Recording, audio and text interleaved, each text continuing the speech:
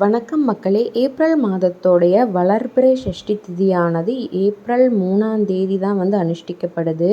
என்ன டைமில் ஸ்டார்ட் ஆகுதுன்னு சொல்லிடுறேன். ஏப்ரல் 2ஆம் தேதி இரவு 11:49 இருந்து ஏப்ரல் 3ஆம் தேதி இரவு 9:45 வரைக்குமே உங்களுக்கு சஷ்டி திதி இருக்குது.